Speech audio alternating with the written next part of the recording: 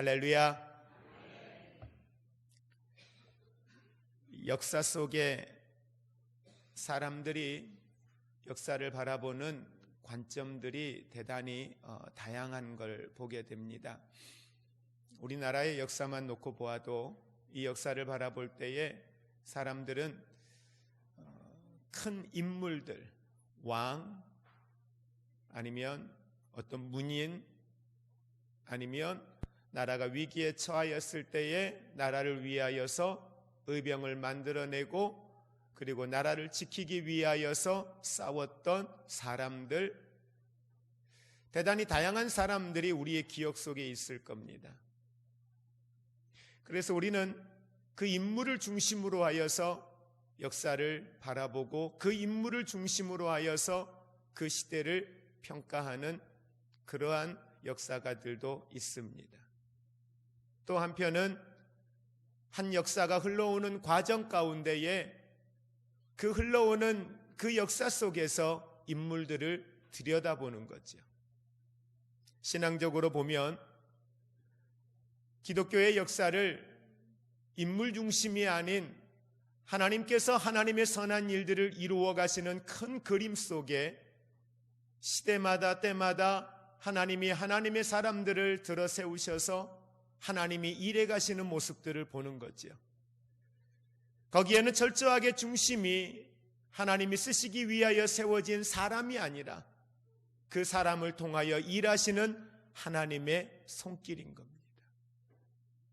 오늘 성경 속에 자신이 이스라엘의 왕이다, 이 나라는 내 나라다, 그러기에 자신의 영광을 구하며 살아왔던 사울 왕의 모습, 우리가 사무엘상을 통하여 계속해서 보아왔던 사울의 모습이었습니다.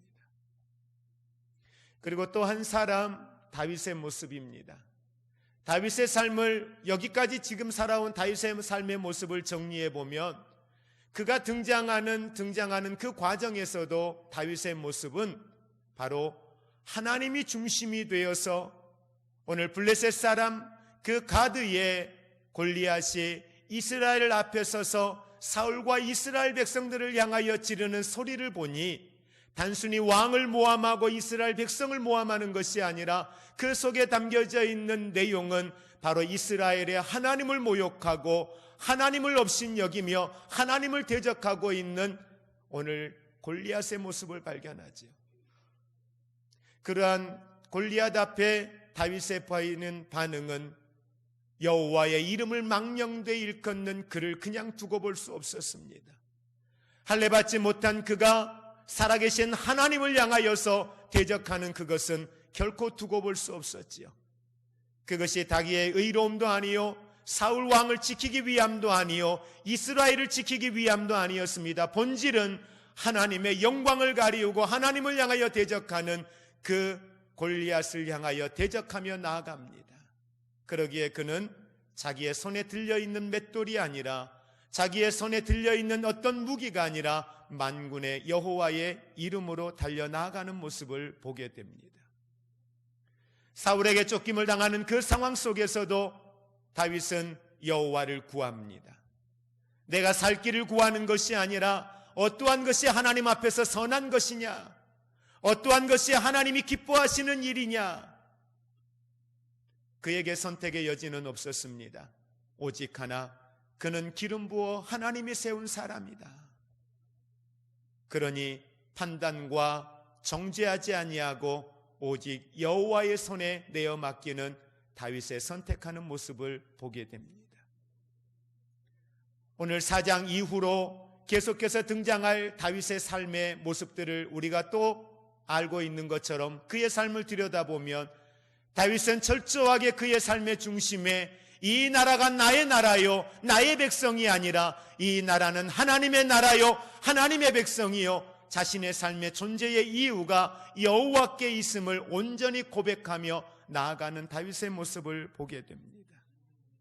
이처럼 사울의 관심은 나의 나라, 나의 왕권, 나의 영광이었으나 다윗의 삶의 중심은 철저하게 하나님의 이름, 하나님의 나라, 하나님의 영광에 있었던 걸 보게 됩니다. 그래서 오늘 사무엘상 3장 1절은 이렇게 기록합니다. 사울의 집과 다윗의 집 사이에 전쟁이 오래매 다윗은 점점 강하여 가고 사울의 집은 점점 약하여 가니라.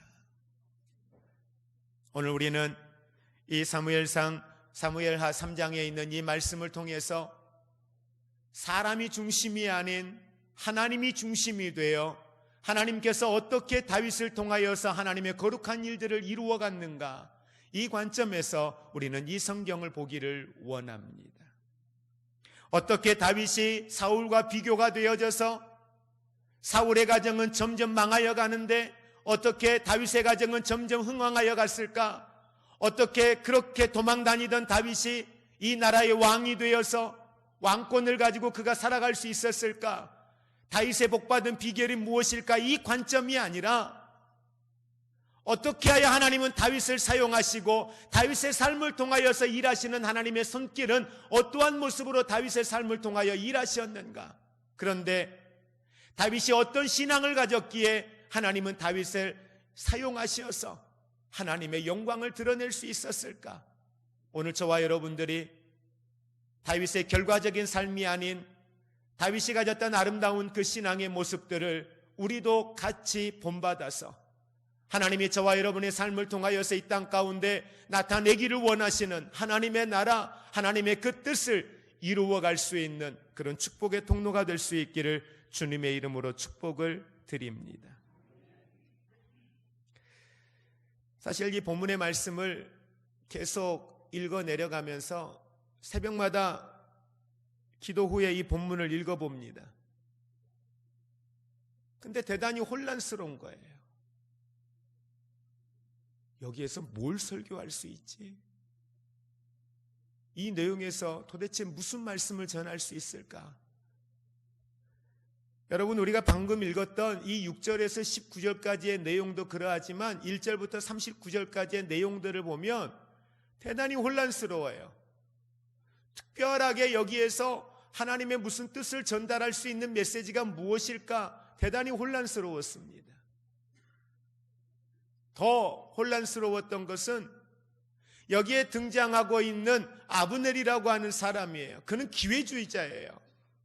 하나님의 말씀을 가지고 있었지만 그는 철저하게 자기의 목적을 위하여서 당시에 11지파의 왕이었던 이스보셋, 사울의 아들인 이 이스보셋을 왕으로 세워서 자기 마음대로 이스라엘을 다스리려고 했던 그런 사람, 기회주의자. 나중에는 자기의 뜻대로 되지 아니하자 오늘 다윗에게 손을 내밀어서 사람들을 보내어서 내가 당신이 이 이스라엘의 왕이 되어야 할 것인데 내가 당신을 도와 이 11지파 현재 이스보셋이 왕으로 있는 이 이스라엘이 당신이 다스리는 나라가 되게 하겠습니다라고 제안하는 이 과정에 근데 다윗이 이걸 수락한단 말이에요. 이런 과정들 이게 도대체 뭘까? 이 안에서 무엇을 도대체 우리는 묵상할 수 있을까? 그런 생각을 해보게 되는 거죠. 그러면서 이 말씀들을 계속 묵상하는 그 과정에 중요한 사실을 하나를 보게 되는 것입니다. 아, 이래서 다윗을 하나님이 쓰셨구나. 이래서 다윗을 통하여 하나님이 일하시는구나. 그 모습을 보게 되는 것입니다. 자, 먼저 1절부터 5절까지에 있는 내용을 잠깐 들여다보면 사울 왕가는 쇠퇴했다. 다윗의 왕가는 점점 강성하여졌다라고 이야기합니다. 이게 1장, 2장, 3장에 점진적으로 계속 반복해서 기록되어져 가고 있는 내용들이에요. 그러면서 오늘 6절 읽었던 본문 말씀에도 사울의 집과 다윗의 집 사이에 전쟁, 크고 작은 전쟁들이 계속 있었어요. 크고 작은 그 전쟁이 있을 때마다 성경에 보니까 어떻게 해요? 아브넬이라고 하는 사람이 어디에서 11지파가 함께하고 있는 이스보셋이 왕으로 있는 이곳에서 점점 그가 권세를 잡아갔다라고 이야기를 하고 있습니다. 그런데 그의 악행이 도를 넘어서게 됩니다. 사울의 첩 이스보셋에게 있어서는 어머니와 같은 사람이죠. 자기 아버지의 아내, 그런데 그러한 여인을 이 아브넬이 통간을 하게 됩니다. 그걸 보고 있을 왕이 어디 있습니까? 그래서 왕이 책망을 했죠. 이스보셋이 아브넬을 불러다가 책망을 합니다. 책망하니까 그의 반응을 한번 보시기 바랍니다. 8절 말씀 같이 봅니다. 아브넬이 이스보셋의 말을 매우 분하게 여겨 이르되 내가 유다의 개머리냐? 내가 오늘 당신의 아버지 사울의 집과 그의 형제와 그의 친구에게 은혜를 베풀어 당신을 다윗의 손에 내주지 아니하였거늘 당신이 오늘 이 여인에게 관한 허물을 내게 돌리는도다. 죄는 본인이 지어놓고 이것에 대하여 책망하니 그가 어떻게 반응을 해요? 오히려 적반하장이죠. 자, 그런데 이 이스보셋의 만행이 여기에 끝나지가 않아요. 자, 성경 여러분들 오늘 읽었던 본문 말씀에 내용이 우리 한번 다 같이 보겠습니다. 17절에 있는 말씀입니다. 17절, 18절 같이 합독합니다. 아브넬이 이스라엘 장로들에게 말하여 이르되 너희가 여러 번 다윗을 너희의 임금으로 세우기를 구하였으니, 자 여기까지요. 자 보십시오. 사울 왕이 죽고 난 이후에 다윗이 계속해서 블레셋 가드 땅에 있을 수가 없어서 그곳에서 나왔죠. 나와서 어디로 갔습니까? 헤브론 땅으로 갔다 그랬습니다. 헤브론 땅에서 그가 한 지파와 함께 더불어서 그곳의 왕이 되었어요.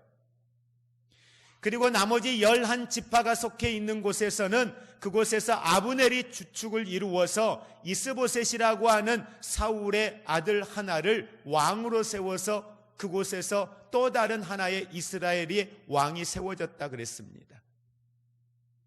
그런데 오늘 중요한 것은 이 아브넬이라고 하는 사람이 이스라엘 백성들이 다윗을 왕으로 세우기를 그렇게 원하였고 나중에 보면 이것이 하나님의 뜻이었음을 아브넬은 알고 있었음에도 불구하고 그가 자기의 목적과 자기의 영리를 위하여서 이 모든 것을 막고 있었다라는 사실을 본인 스스로가 인정하고 있는 장면입니다. 18절 같이 합독합니다. 이제 그대로 하라. 여호와께서 이미 다윗에 대하여 말씀하시기를 내가 내 종 다윗의 손으로 내 백성 이스라엘을 구원하여 블레셋 사람의 손과 모든 대적의 손에서 벗어나게 하리라 하셨음이니라 하고, 하나님께서는 이미 사울을 왕 삼으신 것을 후회하시고 난 이후에 사무엘 선지자를 통하여서 다윗에게 기름 부어 세웠습니다. 그를 왕으로 세우기로 하나님이 결단하셨습니다. 그런데 10여 년이 넘는 시간을 다윗은 피난을 다녀야 했습니다. 그것도 끝이 아니었습니다. 헤브론 땅에서 7년이라고 하는 시간을 머물게 되어집니다. 하나님의 뜻이 있으나 수많은 걸림돌들이, 수많은 대적들이 하나님의 뜻을 이루어 나아가는 다윗이 왕이 되고 난 이후에 이스라엘을 지키시고 이스라엘을 통하여 일하시는 하나님의 역사를 써내려가야 하는데 곳곳에 암초와 같이 이를 대적하고 이를 막는 자들이 계속해서 있었음을 우리는 성경을 통해서 보게 됩니다. 이후에는 다윗의 자녀들을 통하여서 이러한 일들이 이루어지는 것을 또한 보게 되어집니다. 중요한 건 이러한 과정들 속에서 하나님께서 일하시는 하나님의 모습을 봅니다. 22절에서 27절 말씀에 보면 오늘 이 아브넬이라고 하는 사람이 다윗이 있는 헤브론 땅에 들어가서 직접 다윗과 처음에는 전령을 보내고 다윗이 그리하자 하였을 때에 나중에 이 아브넬이 다윗이 머물러 있는 헤브론 땅으로 들어갑니다. 그리고 언약을 맺고 그가 다시 돌아갈 때 이때 누가 등장합니까? 요압이라고 하는 사람이 등장합니다. 이 요압이라고 하는 사람이 이 정황, 이 내용들을 자기와 함께하는 이에게 건네듣고 난 이후에 다윗을 설득합니다. 이리 보내면 안 됩니다. 그는 대단히 악한 자입니다. 그는 기회주의자입니다. 그를 그냥 그렇게 돌려보내면 안 됩니다라고 이야기하죠. 그러나 다윗은 그냥 그리 보내라고 이야기합니다. 이때 요압이 술수를 써서 사람들을 보내어서 다시 아브넬을 헤브론 땅으로 들여옵니다. 데리고 와서 한적한 곳으로 데려가 성경에 보니 그를 칼로 찔러 죽였다라고 이야기를 하고 있습니다. 그리고 나서 성경에 보면 이 요압이라고 하는 사람이 아브넬을 죽인 이유가 이스라엘을 위해서 죽인 것이 아니라 개인적인 복수를 하는 거였어요. 자기의 형제가 이전의 싸움에서 아브넬에게 죽임을 당하였습니다. 그래서 그것을 보복하기 위하여서 오늘 요압은 사람을 시켜서 아브넬을 죽이는 장면이 나옵니다. 그리고 28절에서 39절까지의 내용을 보면 아브넬을 죽인 것이 요압이었지만 이것이 다윗이 요압을 시키어서 아브넬을 죽였다라고 생각했습니다. 적어도 그 당대에 이스라엘 11지파 사람들은 이 아브넬을 신뢰하고 있었습니다. 아브넬에 대한 신임도 대단히 높았습니다. 그런데 그를 다윗이 죽였다라고 생각했으니 오해가 발생할 수 있지요. 근데 28절 이하에 보면 어찌 보면 다윗도 아브넬이 죽은 것을 잘했다라고 생각할 수 있었을 겁니다. 그러나 그렇게 받아들이지 않았습니다. 요압의 행동에 대하여 책망합니다. 요압에 대하여서 책망하는 모습을 봅니다. 그리고 성경은 오늘 다윗의 반응입니다. 죽은 아브넬을 추모합니다. 그리고 그를 위하여 예가를 지어서 슬퍼하며 노래하는 모습을 보게 됩니다. 이 모습을 보고 있던 이스라엘 백성들이 말합니다. 아브넬을 죽인 것은 다윗이 아니었구나. 이걸 알고 난 이후에 보면 다윗에 대하여 닫혔던 마음의 문을 열고 다윗을 왕으로 받아들이는 모습들이 성경에 기록이 되어져 있습니다. 이 내용이 3장의 전체의 내용입니다. 저는 이 말씀을 보면서 앞으로 세워질 이스라엘, 다윗을 통하여 하나님이 세워가실 이스라엘은 어떤 나라일까? 수많은 전쟁과 불신과 하나님이 기뻐하여 이스라엘의 왕을 세운 것이 아니라 그들이 스스로 이방 나라와 같은 열방의 국가 가운데에 우뚝 서기 위하여서 자기들의 욕심을 위하여서 왕을 요구하였을 때에 그래도 그 중에 사울이 괜찮아 보여 그를 왕으로 세우며 수없이 훈련시켰지요. 사무엘 선지자를 통하여 수없이 훈련시켰지요. 이 이스라엘의 왕은 하나님이시다. 이 이스라엘의 주권은 하나님께 있다. 왕의 나라가 아니라 왕은 하나님의 백성이요, 이 이스라엘이 하나님이 기뻐하는 민족으로 세워가는 것이 왕의 사명임을, 그러니 여호와의 말씀을 떠나지면 안 된다고, 여호와의 말씀을 떠나지 말라고 수없이 그렇게 사무엘 선지자를 통하여 사울을 훈련시켰습니다. 그러나 아말렉과의 전쟁에 나갔던 사울은 하나님의 말씀을 어깁니다. 그리고 하나님은 그를 왕 세우신 것을 후회하게 되죠. 자기의 욕심, 자기의 권력, 자기의 이익을 위하여서는 그 어떤 희생도 마다하지 않고 악을 행하였던 사람들, 사울, 이스보셋, 아브넬, 거기에 자기와 함께하고 있던 요압이라고 하는 장군, 통일된 이스라엘을 만들기 전에 우여곡절과 수많은 일들이 있었고 불편함이 있었고 원망과 불만과 상처가 가득한 이 이스라엘 땅, 이 이스라엘 땅을 새롭게 만들어가기 위하여 하나님이 세운 사람이 누굽니까? 바로 다윗인 거죠. 그래서 다윗을 통하여 세워갈 하나님의 나라는 긍휼과 자비가 있는 나라임을 분명히 보여주고 있습니다. 인간이 끊임없이 자기 세계를 구축하기 위하여 자기만의 왕국을 추구하고 그렇게 살아갔던 그 시대의 사람들 앞에 하나님께서는 다윗을 세우셔서 하나님이 원하시는, 하나님이 기뻐하시는 왕국을 세워가기로 결단하십니다. 또 그렇게 만들어가기 위하여 다윗을 세우시고 하나님이 일해 가십니다. 그래서 하나님은 다윗을 바라볼 때에 하셨던 말씀, 이새의 아들 다윗을 보니 내 마음에 합한 자라. 수많은 사람 가운데 하나님은 왜 다윗을 사용하셨을까? 다윗이 어떤 성품을 가졌기에, 다윗의 영성이 어떤 영성이었기에 하나님이 치유와 회복을 위하여, 하나됨을 위하여, 어떤 상황에서도 흔들림 없는 하나님의 주권과 하나님의 영광을 위하여 쓰임받는 이스라엘을 만들어가기 위하여 리더십을 세우는데, 그 리더십으로 왜 다윗을 세워야만 했을까? 그 이유는 바로 다윗이 하나님의 기쁨을 구하는 사람이었기 때문이라는 사실입니다. 하나님의 영광을 구하는 사람.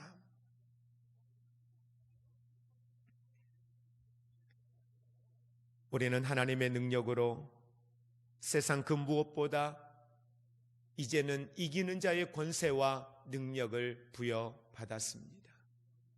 하나님께서는 저와 여러분의 삶을 통하여서 이 땅 가운데에 하나님이 기뻐하시는 뜻을 나타내기 위하여 각 사람의 마음에 뭘 두셨다고 했습니까? 빌립보서 2장에 소원을 두시었다라고 말씀하고 있습니다.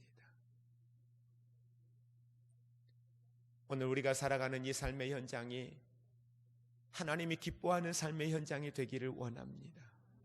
어떤 상황 앞에 우리가 머물러 있어도 그 자리에서 하나님의 영광을 먼저 구할 수 있기를 주님의 이름으로 축복을 드립니다. 그거 아십니까? 하나님께서는 저와 여러분들에게 하나님의 영광이 무엇인지 이미 알게 하셨습니다. 하나님의 뜻이 무엇인지, 무엇이 하나님이 기뻐하는 것인지 우리 안에는 하나님이 알 수 있도록, 깨달을 수 있도록 지혜가 되어 주셨고, 분별의 능력이 저와 여러분에는 이미 우리 안에는 있습니다. 몰라서요? 아니요. 나는 할 수 없어서요? 아니요. 내 능력으로는 할 수 없지만 내 안에 계신 예수의 생명은, 예수의 능력은 우리로 하여금 오늘 믿음을 선택하고 말씀을 붙들고 하나님의 영광을 위하여 살아갈 수 있는 이 능력이 저와 여러분 안에 있음을 믿으시기를 바랍니다. 이게 자녀됨의 권세거든요. 이미 우리에게 이 은혜와 능력을 주셨습니다. 어떤 이유로도 어떤 상황으로도 핑계할 수 없는 그 능력이 이미 우리에게 있습니다. 하나님이 은혜를 안 주셔서요. 하나님이 능력을 안 주셔서요.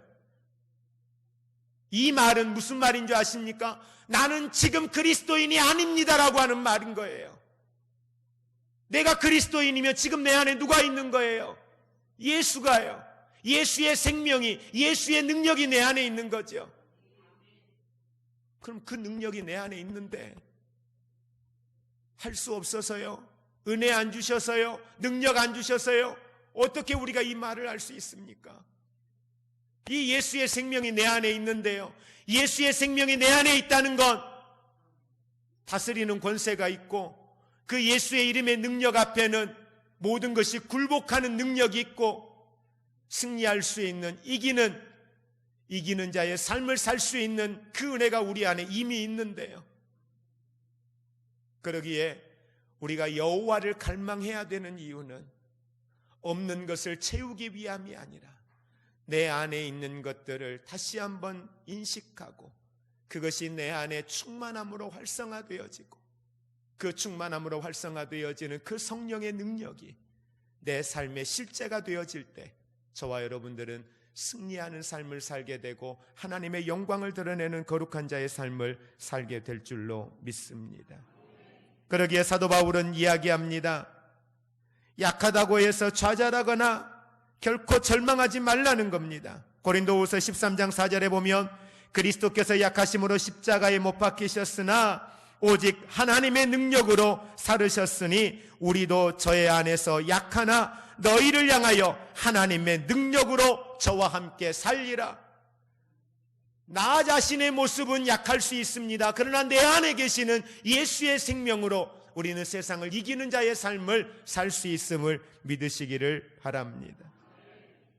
우리 성경 마지막으로 고린도후서 6장 8절에서 10절까지에 있는 말씀 우리 한 목소리로 같이 합독하겠습니다.